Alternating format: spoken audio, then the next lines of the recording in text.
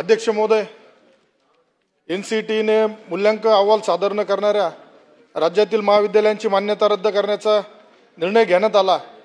त्यानुसार 25-26 या शैक्षणिक वर्षापासून या विद्यालयांमध्ये विद्यार्थ्यांना प्रवेश घेता येणार नाहीये। त्यामुळे बीएडच्या बऱ्याचशा विद्यार्थ्यांचा भवितव्याचा प्रश्न निर्माण झाला आहे। सदरू एनसीईटीचा निर्णय थांबवण्यासाठी बीएड विद्यार्थ्यांना मदत व्हावी यासाठी मार्ग काढण्यासाठी राज्य सरकारने यापूर्वीच कारवाई करायला हवी होती। याबाबत सरकार स्पष्टीकरण करणार का? अध्यक्ष महोदय, दुसरा प्रश्न असा आहे, त्यातीलच 2000 पेक्षा अधिक विद्यालयांची देशातील आतापर्यंत अहवाल सादर न केल्यामुळे त्यातील महाराष्ट्रातील महाविद्यालयांची संख्या सर्वाधिक जास्त असल्यामुळे याचा महाराष्ट्रातील विद्यार्थ्यांना मोठा फटका बसणार आहे। माझा प्रश्न हा आहे की राष्ट्रीय शिक्षण परिषदेकडे निर्णयाचा फेरविचार करण्यासाठी महाराष्ट्र शासन अपील करणार आहे का?